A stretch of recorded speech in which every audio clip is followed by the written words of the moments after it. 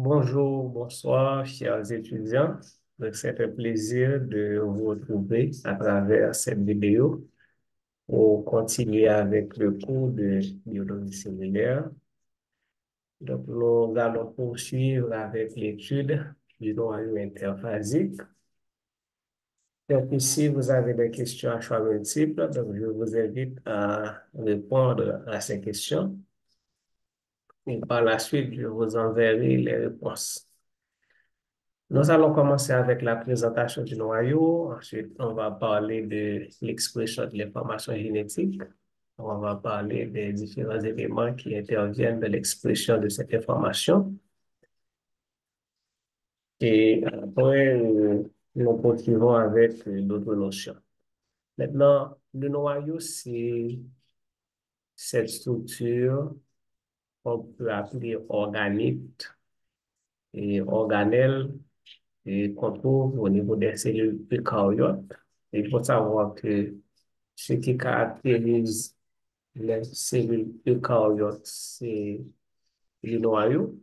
Et contrairement à la cellule prokaryote qui est dépourvue du noyau et de pas mal d'autres organites.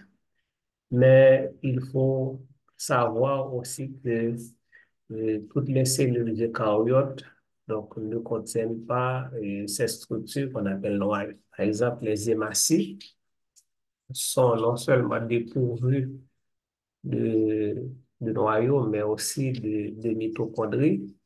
Et c'est pour cette raison que ces cellules ont une durée de vie et relativement courte, et à savoir 120 jours. Donc, les, le noyau représente un compartiment de la cellule. Donc, la cellule, c'est une structure compartimentée. Il y a deux parties.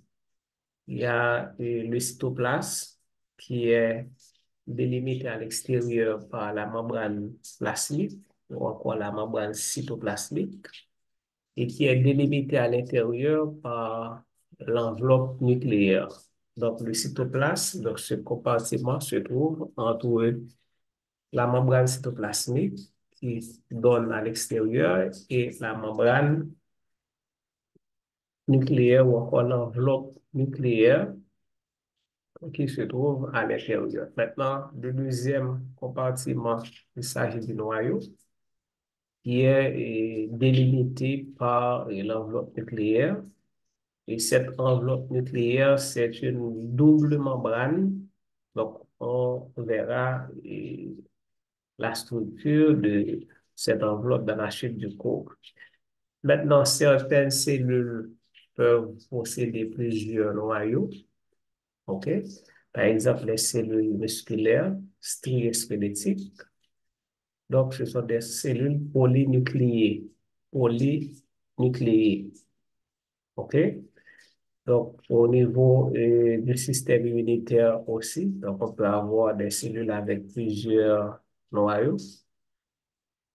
Maintenant, cette enveloppe nucléaire qui délimite le noyau, OK? Donc, elle est constituée d'une double membrane. OK? Cette enveloppe nucléaire contient aussi des pores qui permettent la communication entre le noyau et le cytoplasme. Donc, on verra toutes ces structures dans la suite du cours. Maintenant, le nucléoplasme, c'est l'équivalent de ce qu'on appelle le hyaloplasme ou le cytosol. Donc, dans le cytoplasme, c'est un compartiment, c'est une partie géographique, si vous voulez, de la cellule. Mais dans cet espace, nous avons un liquide visqueux aqueux où, bien, où se trouvent les, les, les inclusions des organites. OK?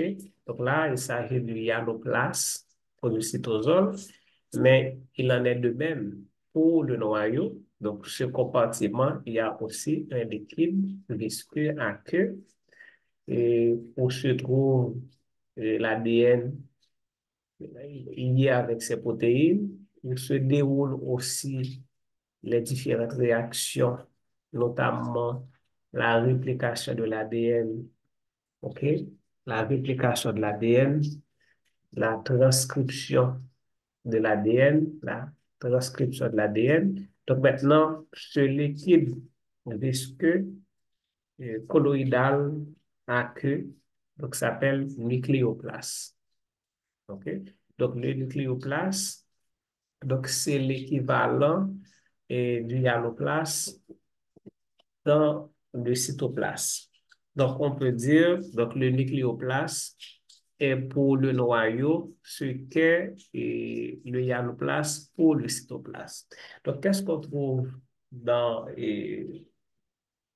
cette substance qu'on appelle le nucléoplaste? Donc on trouve d'abord l'information génétique compactée sous forme de chromatine. Donc on pourrait dire on trouve l'ADN, parce que l'ADN, c'est le support chimique de l'information génétique. Et quand on parle de chromatine dans ses différents états, donc il s'agit de l'ADN. Et ici, on parle de chromosome. Donc, chaque chromosome représente une molécule d'ADN. Donc, l'information génétique compactée sous forme de chromatine. Donc, il s'agit de l'ADN. Donc, c'est dans le nucléoplasme, dans le noyau, qu'on trouve l'ADN. Il y a aussi ce qu'on appelle la matrice nucléaire ou nucléosquelette. OK? Donc, rappelez-nous que le dernier chapitre qu'on a étudié, c'est le cytosquelette. Donc, le cytosquelette, donc c'est le squelette cellulaire, c'est ce réseau complexe protéique qui donne à la cellule sa forme, qui supporte la membrane plasmique, qui sert aussi de un réseau routier pour le transport vésiculaire, pour le transport de certaines molécules. OK? Donc, nous avons, et, à titre de rappel, dans ce cytosquelette, donc, trois types de, de protéines. Nous avons les microtubules, OK? Les microtubules, donc, c'est des protéines qu'on appelle tubulines. Nous avons aussi les filaments intermédiaires, OK? Donc, nous allons en parler ici. Et nous avons aussi les filaments d'actine. Donc, ces trois structures protéiques constituent donc le réseau du cytosquelette avec des dimensions différentes. Maintenant, cette matrice nucléaire, c'est le squelette protéique qui donne au noyau sa forme, qui supporte l'enveloppe nucléaire. Et maintenant, la matrice nucléaire comprend la lamina nucléaire. Donc, cette lamina nucléaire se trouve sur la face interne donc, de l'enveloppe nucléaire. Donc, c'est cette couche protéique qui supporte l'enveloppe nucléaire et qui donne au noyau sa forme. Donc, maintenant, je vais aller prendre un exemple, faire une illustration avec vous pour comprendre ce qu'est le noyau ou encore les cellules. Donc, le noyau, c'est comme une orange à l'intérieur de, de un papaye, par exemple. Donc, la papaye, c'est la cellule, et puis l'orange à l'intérieur de la papaye, c'est le noyau. Est-ce que vous voyez? Donc, orange, dans ce qu'on parle, il y a une peau. Donc, la peau, la pelure de l'orange, c'est ce qu'on appelle l'enveloppe nucléaire. OK? Maintenant, de capable pour l'autre exemple encore, c'est une boule de jeu football là, et puis en dedans, nous avons un petit boule de jeu tennis. Donc, boule de jeu tennis, ça, donc c'est le noyau. Maintenant, et cette matrice au nucléosquelette, donc, il comprend la lamina nucléaire. Donc, la lamina nucléaire, c'est une couche protéique de 0,2 nanomicromètre d'épaisseur donc situé au contact de la membrane nucléaire interne, donc qui est constitué d'une protéine qu'on appelle l'amine, OK? Et les lamines font partie de la famille des filaments intermédiaires. Donc, n'oubliez pas que les filaments intermédiaires, donc c'est des protéines, structures protéiques qui font partie du cytosquelette. Donc, pourquoi on les appelle filaments intermédiaires? C'est par rapport à diamètre et filament qui gagne 10 nanomètres, alors que les filaments d'actine, c'est 7 nanomètres.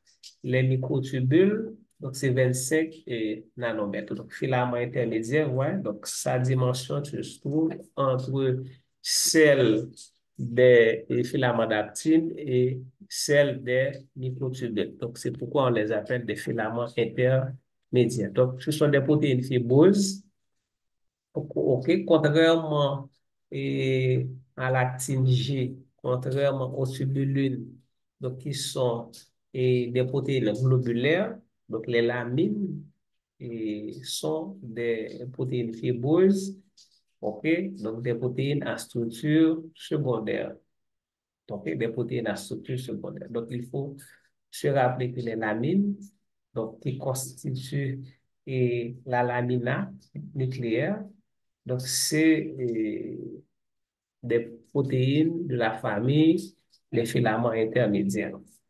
Donc, troisième élément qu'on trouve dans le noyau, c'est un ou plusieurs nucléoles, donc site de synthèse des ribosomes, pas tous les ribosomes, bien entendu, donc on verra ça. Donc maintenant, les trois éléments qu'on trouve dans le nucléoplaste ou encore dans le noyau. Alors, dans le nucléoplaste, donc, et si on parle du noyau, il faut également considérer l'enveloppe nucléaire. Donc, si on dit le noyau, c'est l'enveloppe nucléaire et le nucléoplaste, donc, qui contient l'ADN, support de l'information, support chimique de l'information génétique, et qui contient le nucléosquelette, OK, le nucléosquelette, donc le cytosquelette du noyau, et qui contient aussi un ou plusieurs nucléoles, donc site de synthèse des ribosomes. Donc voilà, on a un schéma qui montre, et voici, on a un nucléole, et voici la lamina nucléaire en gris, voilà, donc au contact de l'enveloppe de la membrane interne de l'enveloppe nucléaire, OK? Membrane interne de l'enveloppe nucléaire, excusez-moi,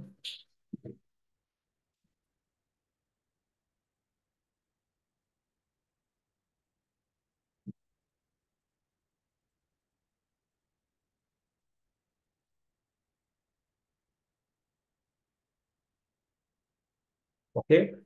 Donc, la lamina nucléaire qui se trouve au contact de l'enveloppe de la membrane interne, OK? La membrane interne de l'enveloppe nucléaire. Donc, l'enveloppe nucléaire, c'est une double membrane. Une double membrane, chaque membrane, et c'est une bicouche lipédique. Donc, c'est-à-dire, si on parle de l'enveloppe nucléaire, double membrane, donc on a quatre couches lipédiques. Parce que chaque membrane a une double couche lipédique. OK? Ensuite, vous avez des pores nucléaires, donc, qui vont faciliter l'échange entre le noyau et le cytoplasme. Donc, la chromatine qui est organisée en hétérochromatine et euchromatine. Donc, vous avez des ribosomes au contact de la membrane externe de l'enveloppe nucléaire. Et puis, et quoi d'autre?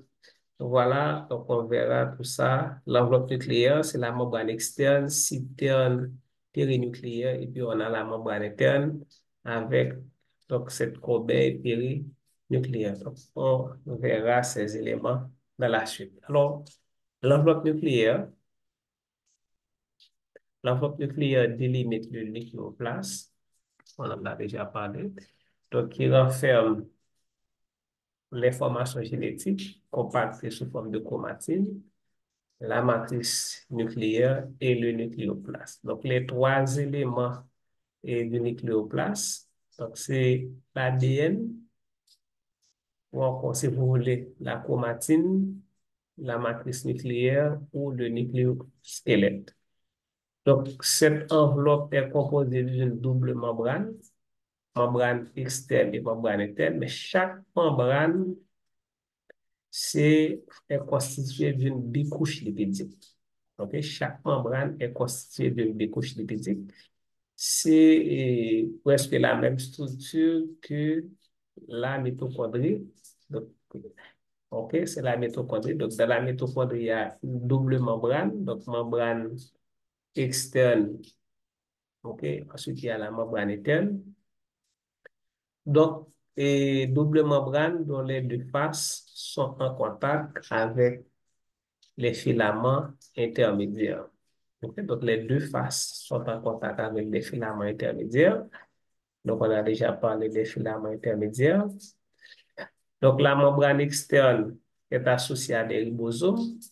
Donc, les ribosomes, donc, c'est des complexes riboprotéiques, c'est-à-dire l'ARN associé avec des protéines. Il joue un rôle important dans la synthèse des protéines. OK? Donc, la membrane externe est en contact, est associée avec des protéines et est en continuité avec les membranes du réticulum endoplasmique. Donc là, on n'a pas montré cette continuité. OK? On n'a pas montré cette continuité, mais j'espère que dans la suite, il y aura une image qui vous montre cette continuité de la membrane externe nucléaire avec le réticulum endoplasmique. Donc, elle est en contact avec la corbeille périnucléaire. OK? Donc, maintenant, la membrane interne est associée à une formation intranucléaire superficielle d'aspect fibreux, associée à une formation intranucléaire superficielle d'aspect fibreux. Donc là, il s'agit de la lamina nucléaire. Donc, c'est le support de la membrane interne. Donc, c'est le support de la membrane interne. Donc, c'est cette lamina nucléaire qui donne au noyau sa forme. Donc, maintenant, si le noyau est privé de cette lamina, donc le noyau a collapsé, c'est-à-dire que la plaque, c'est comme si son boule ou retiré dans la donne, donc son champ qui dégage ou retiré vent, c'est-à-dire que donc, le noyau a la belle plate, parce que le pagaie support ça, squelette ça, qui va le fond dans le pagaie. Donc, la lamina nucléaire est composée de lamines. Les lamines sont des filaments intermédiaires. OK? Et elle possède également des récepteurs pour les histones et les autres protéines associées à l'ADN.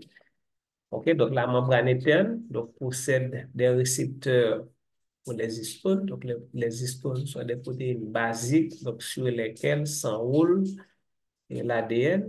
OK? Et d'autres protéines qui sont associées à l'ADN. Donc, l'enveloppe nucléaire est aussi un site de stockage du calcium. C'est très important à retenir. Donc, l'enveloppe nucléaire est aussi un site de stockage du calcium. Donc, maintenant, l'enveloppe nucléaire est interrompue au niveau de plusieurs pores nucléaires. Donc, des pores qui ont pour rôle de faciliter les échanges nucléocytoplasmiques. OK? Donc, par exemple, on sait que l'ARN messager, et puisqu'on va parler de l'expression de l'information génétique, donc je vais prendre cet exemple, l'ARN messager est synthétisé au niveau du noyau, mais l'ARN messager va être utilisé au niveau du cytoplasme. Donc maintenant, il faut qu'il y ait un transport de cet ARN et vers le cytoplasme. Donc c'est à travers ces pores que Donc, l'ARN messager donc, va passer pour se rendre au niveau du cytoplasme où il va être utilisé pour la synthèse des protéines. Le noyau, lieu de l'expression génétique. Avant de poursuivre, donc faisons un rappel. Donc, il y a le noyau, qui c'est une structure des cellules eucaryotes, à l'exception des globules rouges. OK, il y a des cellules qui possèdent plusieurs noyaux. Donc, le noyau est délimité par une enveloppe, c'est l'enveloppe nucléaire, et cette enveloppe est constituée d'une double membrane. Donc, l'enveloppe nucléaire est en continuité avec le réticulum endoplasmique. La membrane externe, donc, contient, et sur la face externe, donc, on a, et la face externe est associée à des ribosomes. OK? Et puis, la membrane est discontinuée par des pores. Donc, ces pores qui vont permettre l'échange nucléocytoplasmique. Et la face interne, donc, est associée à la lamina. OK? Est associée à la lamina. Donc, cette lamina qui est composée de lamines, donc protéines, et ce sont des filaments intermédiaires. Voilà, et à titre de rappel avant de poursuivre avec le noyau, lieu de l'expression génétique. Alors, et qu'est-ce qu'on entend par expression génétique? Donc, nous avions dit que l'ADN est le support de l'information génétique. Donc, n'oubliez pas que les individus sont, les êtres vivants sont programmés par un génotype. Le génotype, c'est le support, donne le support chimique à l'ADN et aussi par un phénotype qui est l'expression structurelle et fonctionnelle du génotype. Donc, cela veut dire quoi? Dans l'ADN, vous avez des gènes. Et ces gènes contiennent des informations, OK, nécessaires à la structure et au fonctionnement de l'organisme. Donc, quand on parle de fonctionnement, quand on parle de structure, donc là, c'est le phénotype. Donc, ça, c'est l'expression de l'information génétique. OK? Donc, quand on parle de fonctionnement, quand on parle de structure, quand on parle, et, voilà, de tout ça, là, on parle de l'expression, on parle du phénotype, donc c'est l'expression de l'information génétique. OK? Maintenant, cette expression de l'information génétique va se faire en plusieurs étapes. Donc, le noyau, c'est le lieu de stockage du matériel génétique, à savoir l'ADN. OK? Donc, l'ADN, comme il est dit ici, constitue donc le point de départ de l'expression de l'information génétique. Donc, maintenant, il y a la conservation de l'information génétique. Donc, cette conservation de l'information génétique se fait par ce qu'on appelle la duplication. Donc, il y a la conservation, il y a la transmission de l'information génétique. Donc, ces processus sont réalisés par la réplication de l'ADN, c'est-à-dire la copie de l'ADN. Mais vous savez bien, avant même qu'une cellule ne soit divisée, donc l'ADN doit aussi se multiplier de telle sorte que chaque cellule fille puisse hériter en quantité et en qualité l'ADN de la cellule mère. Donc ça, c'est la conservation et la transmission de l'information génétique. Donc les cellules filles doivent avoir la même forme et, le même rôle, les mêmes fonctions que la cellule mère. Vous voyez? Donc ça, c'est le phénotype. OK, c'est le phénotype. Hein? Ce phénotype, c'est-à-dire cette structure, ce fonctionnement est lié à un gène, est lié à un ensemble de gènes. Donc, les gènes constituent ce qu'on appelle le génotype. Et le génotype, quand il est exprimé, donc, vous avez un fonctionnement, vous avez des structures. Donc, on estime entre 20 000 et 25 000 le nombre de gènes chez l'être humain. Bon, il y a certains documents qui parlent de 30 000, OK? Certains documents qui parlent de 30 000. Donc, ici, il s'agit du génome humain, OK? Donc, 20 à 25 000 gènes. OK, maintenant, vous vous rappelez, et je ne sais pas si on en a déjà parlé, donc le dogme de la biologie moléculaire. Donc là, on est dans cette notion-là, cette partie qu'on est en train d'étudier concerne cette science qu'on appelle la biologie moléculaire, donc, que nous avons en première année. OK, maintenant on parle du dogme de la biologie moléculaire, à savoir l'ADN qui est transcrit en ARN et ARN messager, si vous voulez, et l'ARN messager qui va être traduit en protéines. Donc maintenant, on a l'habitude de dire que un gène, une protéine. Donc si vous avez un gène pour une protéine, donc tu as environ dans l'organisme 20 000 à 25 000 protéines, alors qu'il y a plus de 100 000 protéines dans l'organisme. Donc, c'est pour vous dire que donc, il y a un gène capable de plusieurs protéines. Maintenant, l'expression de l'information génétique conduit à la synthèse d'ARN. Alors, il faut dire que l'expression de l'information génétique comprend deux étapes. OK? Comprend deux étapes. Il y a d'abord la transcription. La transcription qui conduit à la synthèse de l'ARN.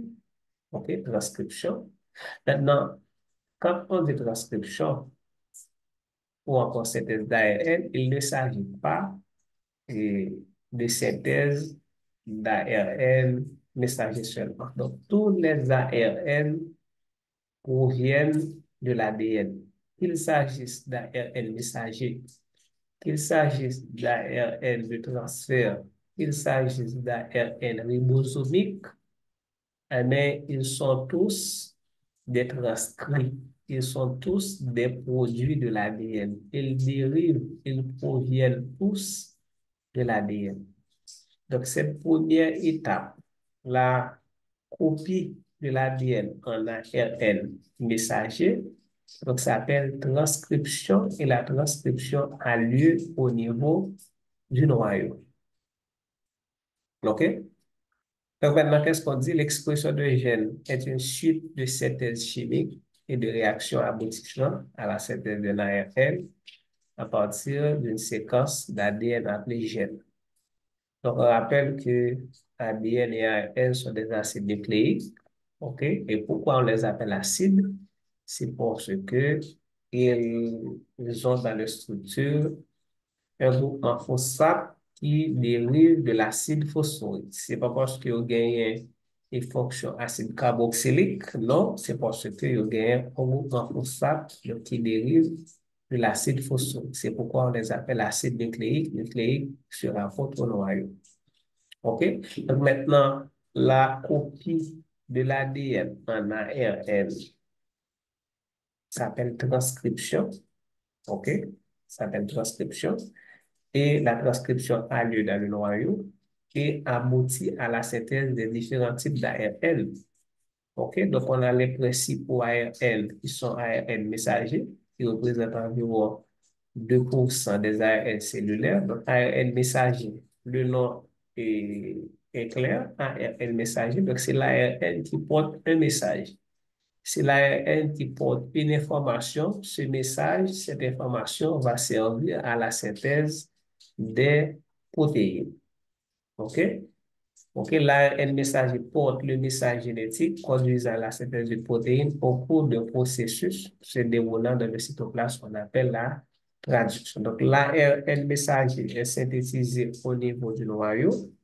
Ensuite, cet ARN qui est fraîchement synthétisé n'est pas fonctionnel.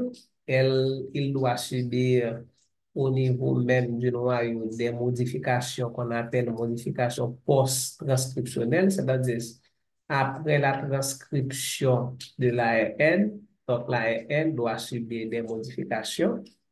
OK? Donc, c'est après ces modifications que cet ARN donc, est maintenant prêt à quitter le noyau pour aller au niveau du cytoplasme où cet ARN donc, va être traduit, va servir à la synthèse d'une protéine et donc ce processus s'appelle traduction. Donc, la transcription a lieu au niveau du noyau, la traduction a lieu au niveau du cytoplasme. Donc, deuxième catégorie d'ARN, ce sont les ARN de transfert. OK?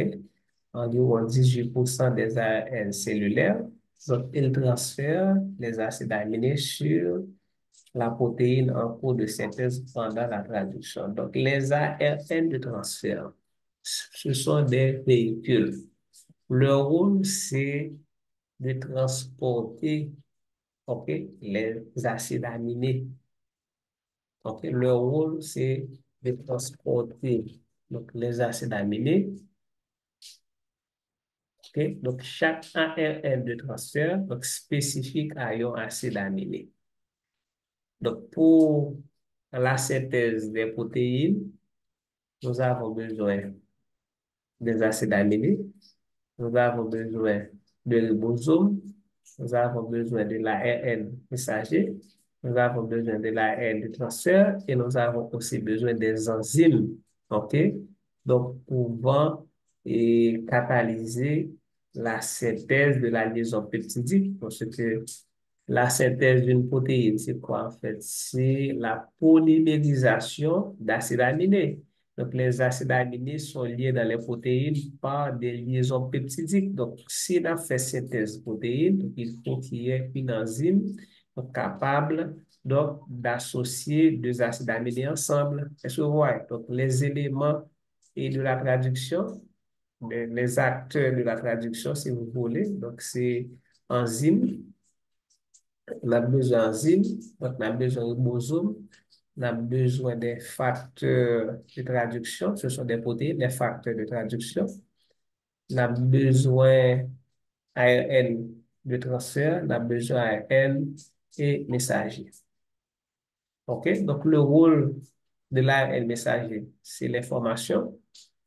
Et cette information, c'est les mêmes qui dit et qui dictait la séquence des acides aminés. OK? Le message contenu dans la RN messager ou encore l'information portée par la RN messager. Donc, lui-même il dit, mais comment acide aminé va associer l'un avec l'autre. On appelle ça l'agencement des acides aminés. On appelle ça et l'ordre des acides aminés. Donc, c'est cette information qui dit que méthionine avant, valine en deuxième position et acide aspartique en centième position, ainsi de suite. Voilà. Donc, cette information, il déjà dit, mais comment acide aminé doit ranger. OK? Maintenant, l'ARN de transfert, donc la venir avec acide aminé, les ARN de transfert, donc il y a entré dans le ribosome en fonction de l'information qui est disponible dans l'ARN messager. Ensuite, nous avons les ARN ribosomaux ou bien ribosomiques. Donc là, on a parlé de trois principaux d'ARN. Donc, c'est ARN messager, ARN de transfert. Troisième catégorie, c'est ARN ribosomique ou encore ARN ribosomaux. Donc, qui représente 82%. Mais il y a certains documents qui parlent de 80%, parce que si là, on a 2%, on a 18%, donc ça devrait être 80%. OK? 80% des ARN. Donc, ces ARN, c'est des éléments structuraux des ribosomes. Donc, n'oubliez pas que les ribosomes sont constitués d'ARN et de protéines. Donc, les ribosomes, ce sont des complexes ribosomiques, OK, nucléotides. ce sont des complexes riboprotéiques. Ribo, c'est pour ARN, protéique, c'est pour les protéines. Donc, les ribosomes, ce sont des complexes riboprotéiques, c'est-à-dire qu'ils sont constitués d'ARN et de protéines. Donc, représente 80%. Ensuite, il y a des ARN qui représentent moins de 1%.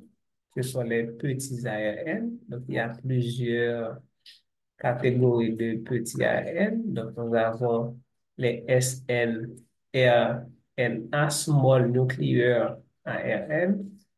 OK? Donc, nous avons les ARN intranucléaires qui interviennent dans l'excision épissage des pré-ARN messagers. Donc, qu'est-ce qu'on entend par excision épissage?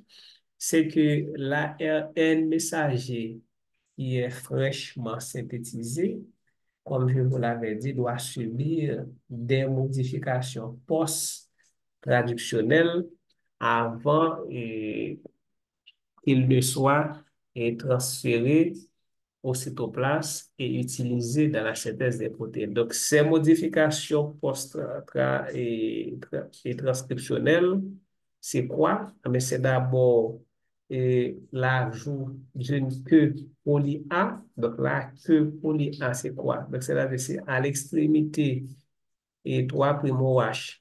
Alors, je dois rappeler que je n'ai parlé de ARN. Donc, les ARN, c'est quoi? C'est des acides nucléiques.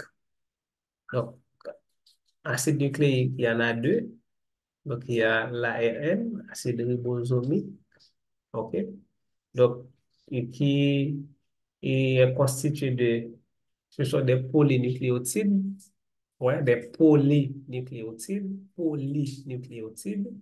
Donc, ils forment de monomères qu'on appelle nucléotides.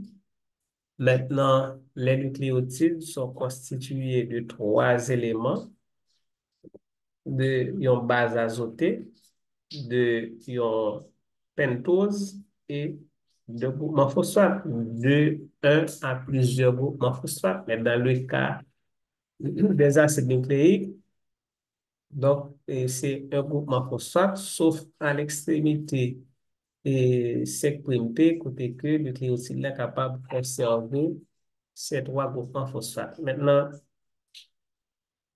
base que nous jouons dans ARN, c'est adénine, guanine, donc cytosine, uracile.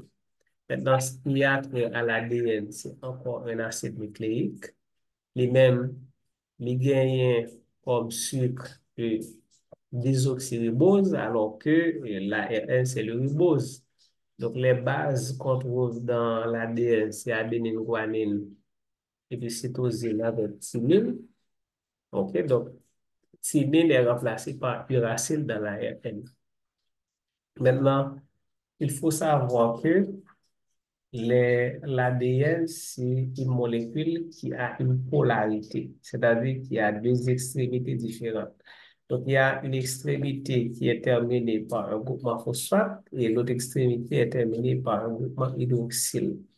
Donc, le groupement phosphate se trouve au niveau du carbone 5' de ribose, alors que le groupement hydroxyle se trouve et à l'autre extrémité sur le carbone 3' de ribose.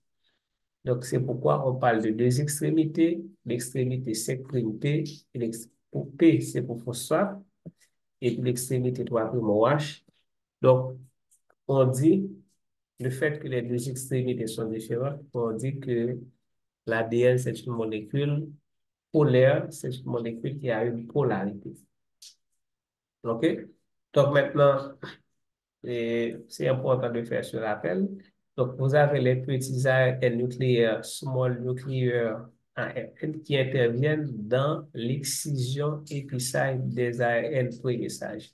Donc, l'ARN pré-messager, c'est l'ARN fraîchement synthétisé, c'est l'ARN immature qui n'est pas fonctionnel.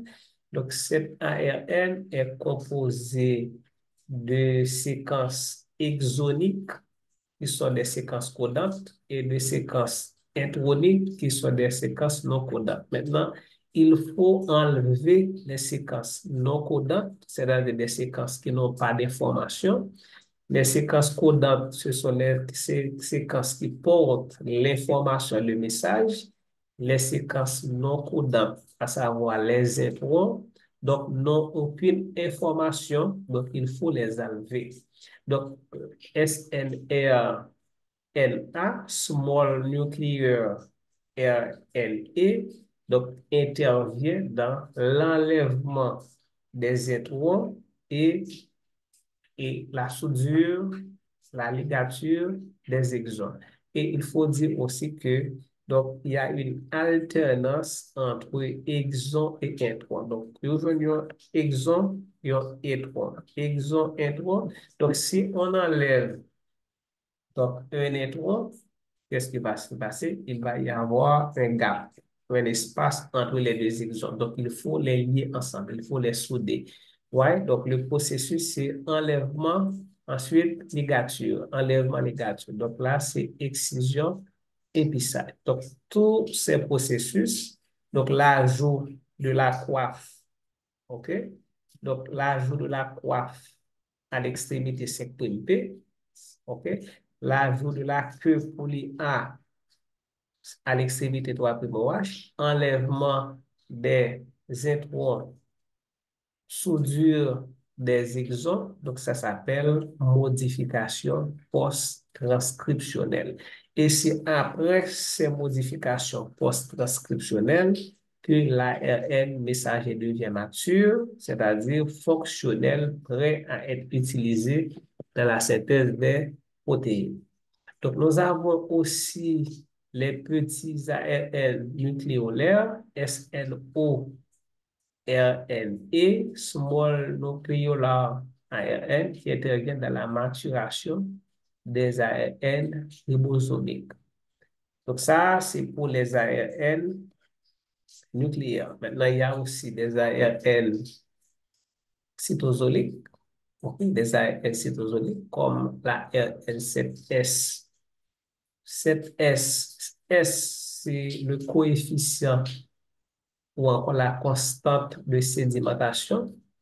OK? S, voilà, coefficient ou constante de sédimentation. S, voilà, S ou Zwedberg est l'unité de coefficient de sédimentation qui mesure la vitesse à laquelle une molécule sédimente lors d'une ultracentrifugation. Donc, si vous avez plusieurs molécules capables de mettre dans une centrifugeuse et puis ils subissent une force de rotation.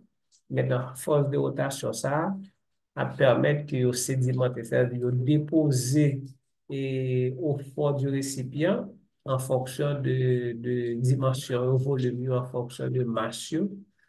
Donc maintenant, à partir de là, donc on est capable, voilà, c'est dit ici, donc ce coefficient dépend de la masse et de la forme de la molécule. OK?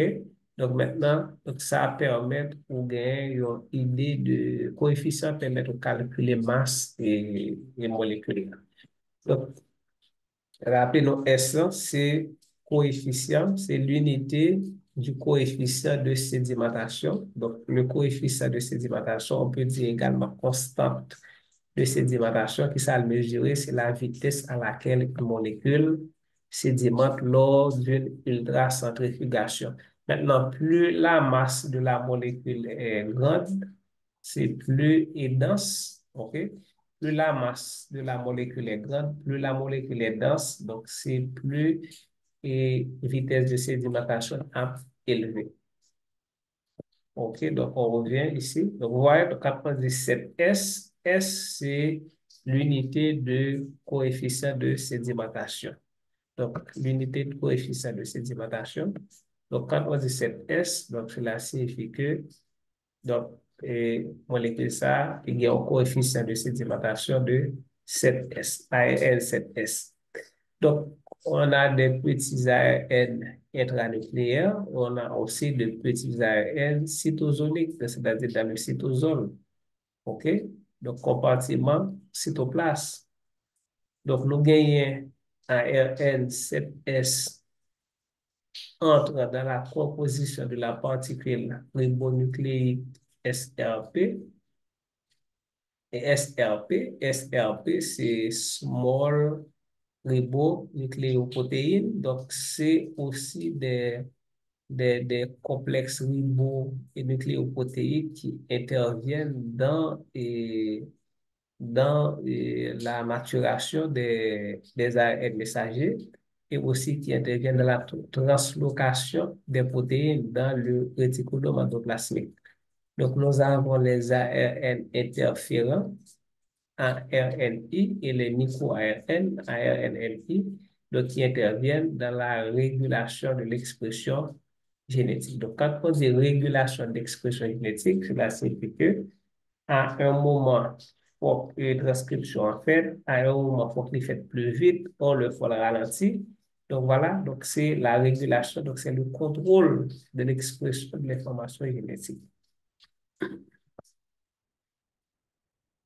OK, donc maintenant, expression des gènes protéiques. Dans le cas d'un gène protéique, ouais, donc on dit gène protéique, c'est-à-dire que tous les gènes, tous les gènes ne sont pas et n'ont pas l'information nécessaire à la synthèse d'une protéine. Donc, il faut savoir que c'est environ, si je ne me trompe pas, et 2% de l'ADN qui est codant. C'est-à-dire que plus fort ADN, il ne peut pas participer dans la synthèse des protéines. OK? Plus fort ADN, donc il ne peut pas participer dans la synthèse des protéines. C'est seulement 2% et qui constitue l'information nécessaire à la synthèse des protéines. OK? Donc, dans le cas d'un gène protéique, séquence d'ADN conduisant à la synthèse d'un ARN messager. Donc, l'expression génétique se fait en deux étapes. Donc, on l'avait dit précédemment, c'est transcription au niveau du noyau, puis traduction au niveau du cytoplasme. Dans les cellules eucaryotes qui sont compartimentées, les deux étapes se déroulent dans deux compartiments différents. Donc, on a déjà ça. Donc, la transcription se déroule dans le noyau et donne naissance à un ARN pré-messager. Donc, ARN pré-messager, c'est l'ARN immature qui n'est pas fonctionnel, mais il devient fonctionnel après avoir subi des modifications et ces modifications nous qualifions de modifications post-traductionnelles. Il y a la coiffe, l'ajout de la coiffe, c'est une modification co-transcriptionnelle. C'est-à-dire que pendant la transcription, en fait, là, coiffe là, il tout ajouté à l'extrémité sécrétée. On a parlé de modification transcriptionnelle. OK? L'ARN naissant, l'ARN fraîchement synthétisé est appelé ARN pré-messager, c'est-à-dire que cet ARN n'est pas encore fonctionnel. Pour qu'il le soit, donc il doit subir des modifications. Donc, quelles sont ces modifications? À l'extrémité 5'P, ajout d'une coiffe. À l'extrémité 3'OH, ajout d'une queue poly-A. Quand on dit poly-A, c'est des nucléotides qu'on va ajouter de 50 à 250 nucléotides qu'on va ajouter à l'extrémité 3'OH. Et ces nucléotides contiennent tous une base qu'on appelle adénine. Ouais, adénine, c'est pour poly-A. C'est comme si nous avons une polymérisation de nucléotides à base d'adénine qu'on va ajouter à l'extrémité et 3'OH. Donc, c'est pourquoi on appelle cette extrémité la queue poly-A. Et ensuite, il faut enlever les intros, les séquences non codantes et souder, ligaturer des exons qui sont des séquences codantes, c'est-à-dire des séquences qui contiennent l'information nécessaire à la synthèse d'une protéine. OK, donc la transcription se déroule dans le noyau et donne naissance à un ARN pré-messager qui subit des modifications. Donc, parmi ces modifications, Il y a une qui est co-transcriptionnelle, c'est-à-dire qui fait en même temps. Ouais, qui fait simultanément la transcription, c'est l'ajout de la coiffe. Donc, l'ajout de la coiffe est co-transcriptionnel, alors que l'ajout de la queue pour les A, l'excision épissage est post-transcriptionnel. Donc, c'est après la transcription que vous-même faites. OK? Donc, vous groupez sous le nom de maturation pour devenir un ARN mature. Donc, cet ARN mature, ensuite, en pointe ensuite les pôles nucléaires pour passer du noyau au cytosol. Maintenant, ça, c'est la transcription. Maintenant, une fois arrivé au cytosol, donc, traduction, ARN va le faire en protéines et, ce processus, cette traduction, donc, il implique beaucoup d'acteurs, parmi lesquels les ARN de transfert, les ribosomes, acides aminés, et ARN messager, et ensuite des enzymes et aussi des facteurs protéiques qu'on peut appeler donc, des facteurs de traduction. Donc, la traduction, que ce soit la traduction, que ce soit la transcription, vous faites en trois phases, en trois étapes. Initiation, élongation et terminaison. Et à chaque étape, vous avez des facteurs pour chaque étape. Facteur d'initiation, facteur d'élongation, facteur de terminaison. Ouais, trois étapes. Initiation, élongation, terminaison. Et à chaque étape, vous avez des facteurs protéiques. Ce sont des protéines donc, qui interviennent dans le processus. OK? Donc, que ce soit la transcription, que ce soit la traduction, il fait dans trois étapes. Et initiation, élongation et terminaison. Donc, dans les cellules prokaryotes, il n'y a pas de noyau. Donc, l'ARN est traduit immédiatement en protéines sans maturation. Donc, maintenant, chez les prokaryotes, il n'y a pas de noyau. Et, et traduction, est simultanée, et est faite de façon simultanée avec et transcription. Donc, pendant transcription à fait, en même temps, traduction à fait, et il faut savoir que chez les prokaryotes, donc l'ARN ne subit pas de maturation. C'est-à-dire qu'il n'y a pas de coiffe, il n'y a pas de queue poly A, il n'y a pas enlèvement des droits. Voilà, donc schéma, ça, c'est les résumés, tout ça, nous t'a dit là. Donc, vous voyez, donc il y a un bleu clair, ce sont des exons, donc bleu foncé, donc des intros, donc il y a transcription, donc dans l'ARN messager, donc, vous avez deux intros. OK, maintenant là, c'est maturation. Voilà, on ajoute à l'extrémité s'exprime la coiffe. À l'extrémité droite, le OH, la queue poly A. Donc, je rappelle que la queue poly A, c'est une séquence de 50 à 250 nucléotides formés de adénine. OK, après la maturation, donc vous avez euh, l'ARN mature qui est transféré au noyau et qui est transféré au cytoplasme et au niveau du cytoplasme. Donc, cet ARN va subir la traduction et qui conduira à la synthèse d'une protéine ou de plusieurs protéines. Donc, ça dépend de gens et processus là, en fait.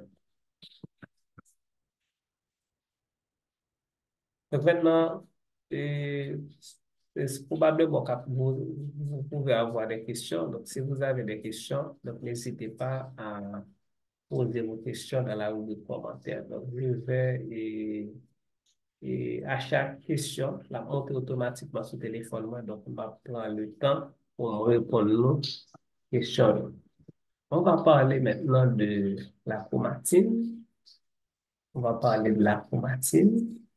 On va parler de l'ADN. Donc, la chromatine, c'est l'ADN. Maintenant, la chromatine, c'est l'ADN, OK? Dans, dans un état. Donc, l'ADN peut être compacté. L'ADN peut être plus ou moins lâche. Donc, qu'est-ce qu'on dit? La chromatine, présente dans le noyau sous forme plus ou moins compactée, est constituée d'ADN et de protéines. Donc, maintenant, quand on dit chromatine, c'est l'ADN associé à des protéines. Et très probablement, on va parler de nucléosome. Donc, le nucléosome, c'est quoi? Le nucléosome, c'est une protéine histone avec l'ADN qui est enroulé autour. Donc, le nucléosome, c'est l'unité structurale de la chromatine. Est-ce que vous voyez? Donc, quand vous avez une protéine qu'on appelle histone, et histone, non, c'est une protéine basique autour de laquelle donc, vous avez l'ADN et vous avez l'ADN qui est enroulé autour de cette protéine. Donc, cette structure histone et ADN qui est enroulé autour de l'histone s'appelle le nucléosome. Et le nucléosome, c'est l'unité structurale de la chromatine.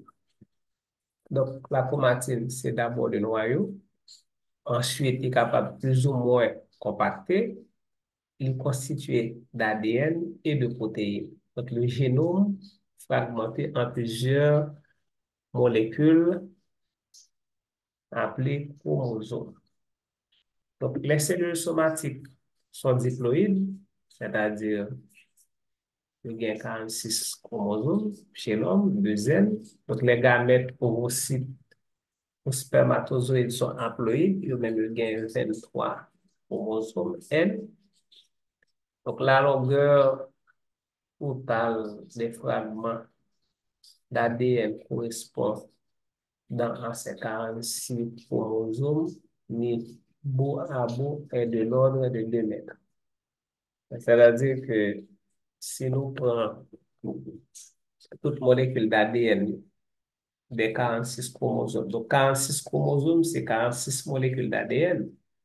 OK? Il faut bien comprendre ça. Une molécule d'ADN correspond à un chromosome. Donc, un chromosome correspond à une molécule d'ADN. Donc, si nous prenons, nous mettons au bout à bout, donc la barre environ 2 mètres.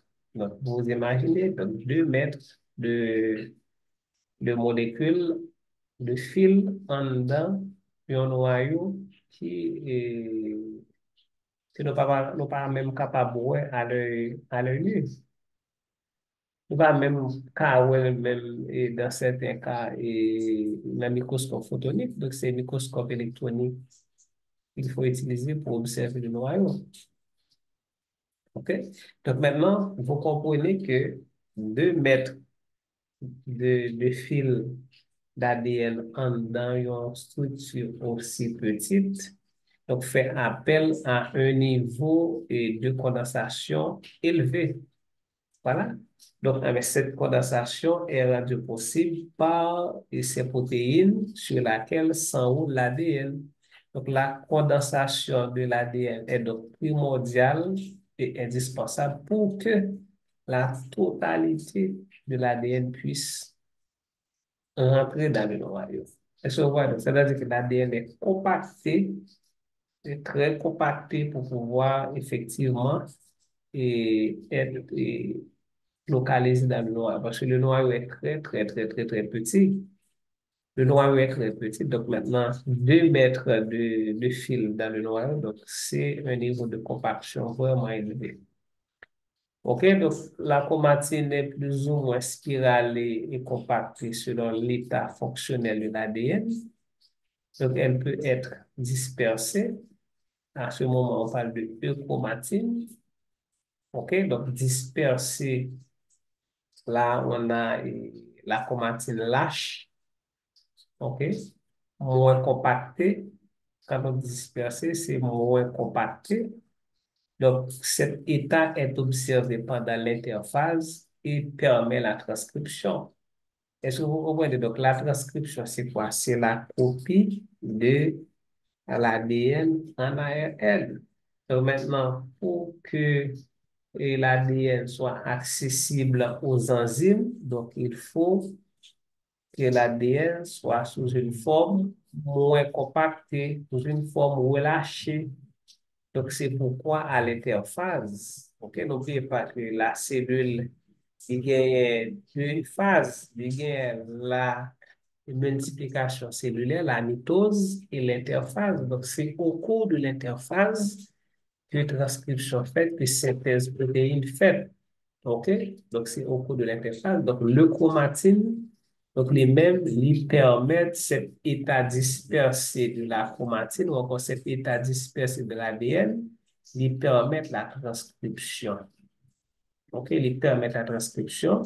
Donc, quand l'ADN est dispersé et relâché, donc, eh bien, enzymio, à ce moment, est capable et agit sur l'ADN et permettre la copie de l'ADN en ARN.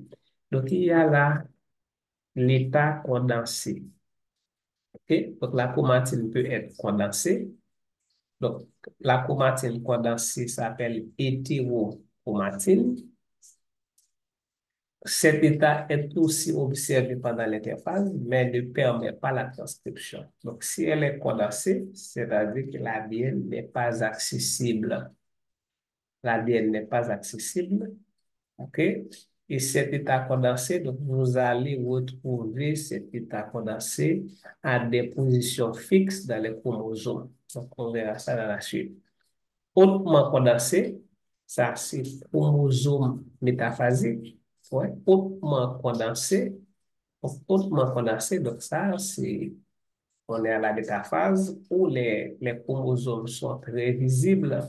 Donc, cet état est observé pendant les divisions cellulaires et ne permet pas la transcription. Si l'état condensé, si la chromatine condensée ne permet pas la transcription, donc c'est pas la chromatine hautement condensée qui t'appelle et favoriser la transcription. Et si on est à la métaphase maintenant, à quoi servirait la transcription? Non, pas besoin de transcription. OK? Donc, le chromatine, donc là, on va vous donner les constituants de chaque état de la chromatine. Le chromatine est constitué de fibres. Donc, quand on parle de fibres, donc, il faut voir des fils, OK? Fibres, OK? Pensez à fils. Des fibres de type A, donc, dimension, c'est 11 nanomètres de diamètre. OK? Le chromatine correspond à de la chromatine décondensée, lâche. Donc, elle est constituée de fibres nucléosomiques, ouais, nucléosomes. Donc, les nucléosomes, je reprends, les nucléosomes, c'est quoi? C'est une protéine qu'on appelle histone avec l'ADN qui est enroulé autour de cette protéine. Donc, c'est l'unité structurale de la chromatine. Donc, maintenant, la chromatine décondensée ou encore le chromatine est constitué de fibres nucléosomiques. De quelle dimension? 11 nanomètres. Elle est accessible, regardez bien, elle est accessible aux ARN polymérases. Que sont les ARN polymérases? Donc, les ARN polymérases, ce sont ces enzymes qui vont bien assurer la copie de l'ADN en ARN. Donc, chez les cellules eucaryotes, elles sont au nombre de 3. ARN polymérase 1, ARN polymérase 2 et ARN polymérase 3. Donc, chaque type d'ARN intervient dans la synthèse d'un type particulier d'ARN. ARN de transfert, ARN ribosomique, et ARN messager. Donc, par exemple, l'ARN polymérase 2, eh c'est lui-même qui assure la synthèse de l'ARN messager. OK? Donc maintenant, le chromatine, comme on l'a déjà vu, donc l'état décondensé donc, est actif d'un point de vue transcriptionnel. OK? Est active d'un point de vue transcriptionnel. On a l'hétérochromatine, les mêmes des fibres de type B, 30 nanomètres de diamètre. Donc, l'hétérochromatine est plus dense. aux électrons que le chromatine. Donc, c'est plus condensé. Elle est plus condensée et constituée de fibres de chromatine de 30 nanomètres. Une partie est plus concentrée à la périphérie du noyau et autour des nucléones. Donc, 80 à 90% de l'ADN nucléaire est sous forme d'hétérochromatine. Donc, comprenez bien. Donc, c'est 80 à 90% de l'ADN nucléaire sous forme d'hétérochromatine. Si ça m'a expliqué tout à l'heure, c'est parce que, eh bien, plus fort ADN, non, il pas participer dans l'expression de l'information génétique. Donc, plus fort ADN, non, pas servi à la synthèse des protéines. OK? Donc, plus fort ADN, non, pas servi à la synthèse des protéines. Donc, qu'est-ce qu'on dit? L'hétérochromatine est inactive du point de vue transcriptionnel. Donc, il en existe deux formes. Donc, l'hétérochromatine constitutive et l'hétérochromatine facultative. OK? Donc, on regarde les structures.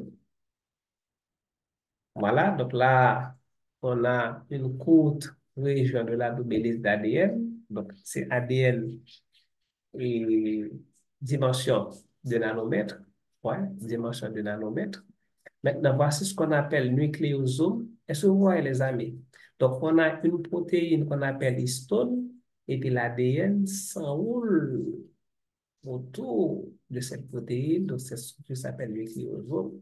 Donc, le nucléosome, c'est l'unité structurale de la chromatine. Donc, c'est l'unité structurelle de la chromatine.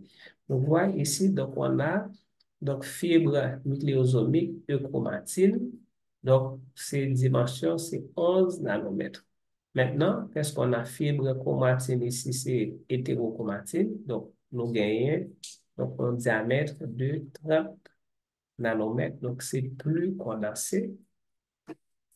OK, plus condensé. Et puis là, qu'est-ce qu'on a? Section de chromosomes sous forme déroulée. Donc, nous gagnons et pratiquement 300 nanomètres. OK, qu'est-ce qu'on a encore? Voilà. Donc, ici, on a la chromatine hautement condensée. Ouais, hautement condensée. Hautement condensée. Donc, on nous montre ici une section. Voilà.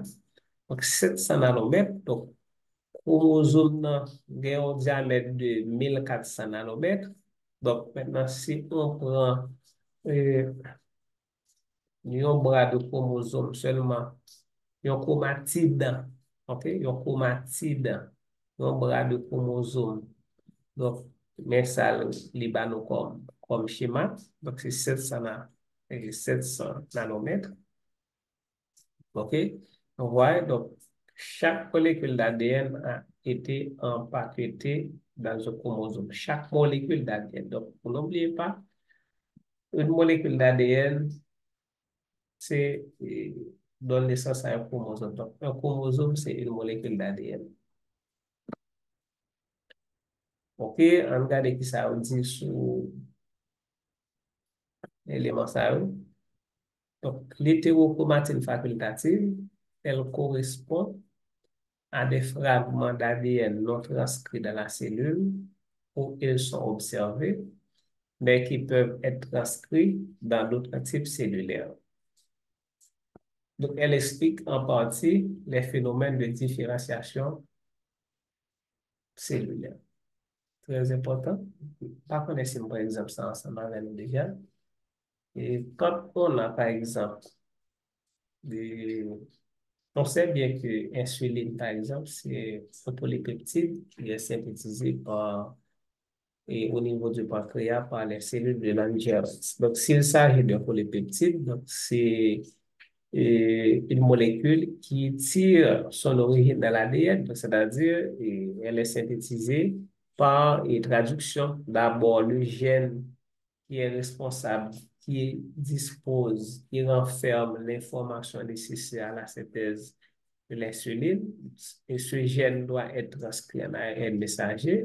et l'ARN messager va être traduit en insuline au niveau du cytoplasme. Maintenant, toutes cellules, toutes les cellules de l'organisme, ont gagné gène ça.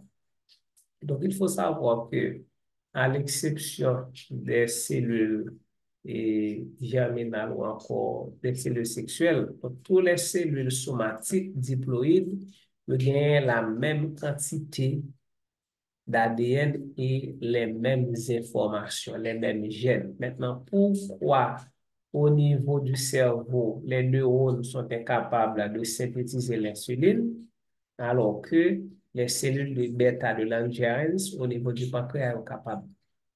Eh bien, c'est parce que certains gènes sont actifs dans un organe donné et inactif dans un autre organe. Donc, ça, c'est ce qui est à la base de la différenciation cellulaire. Donc, l'hétérochromatine, comme il est dit ici, donc, c'est de l'ADN non transcrit, OK?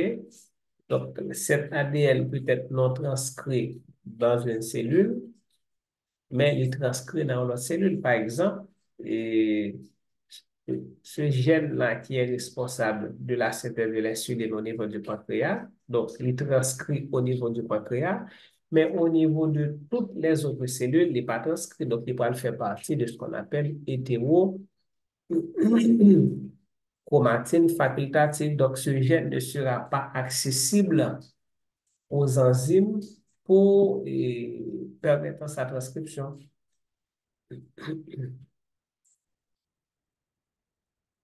OK, donc voilà, et on va s'arrêter ici. On va s'arrêter à ce niveau. Et dans une prochaine vidéo, donc on continuera avec nucléosome et compaction de l'ADN. Donc je vous invite à visionner la vidéo, bien visionner la vidéo s'il le faut prendre des notes.